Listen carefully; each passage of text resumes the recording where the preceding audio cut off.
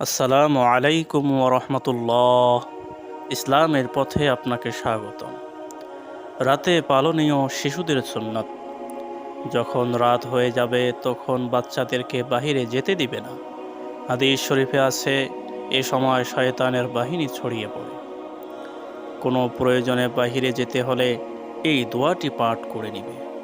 বিসমিল্লাহি তাওয়াক্কালতু আলাল্লাহ, লা হাওলা ওয়ালা কুওয়াতা ইল্লা বিল্লাহ। অর্থ, আল্লাহর নামে শুরু করলাম, তার উপরেই ভরসা করলাম। শয়তানের প্রবঞ্চনা থেকে রক্ষা করার ক্ষমতা এবং আল্লাহর ইবাদত করার প্রতি সামর্থ্য দান করার মালিক তিনি ছাড়া আর কেউ নয়। উল্লেখিত দোয়া পাঠ করে বাহিরে বের হওয়ার ব্যাপারে যত্নবান হবে।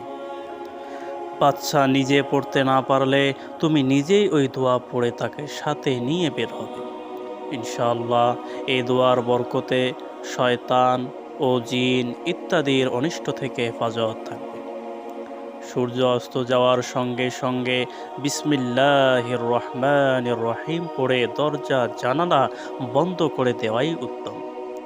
প্রচণ্ড গরম হলে একটু পরে পুনরায় তা বিসমিল্লাহ বলে খুলে দেওয়া কোনো ক্ষতি নেই।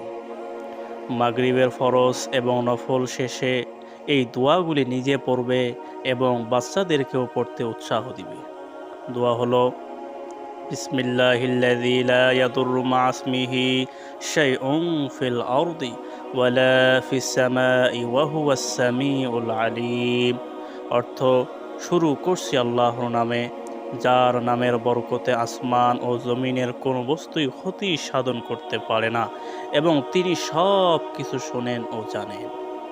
প্রিয় বন্ধুরা, এরকম নতুন নতুন ভিডিও পেতে আমাদের চ্যানেলটি সাবস্ক্রাইব করে পাশেই থাকবেন।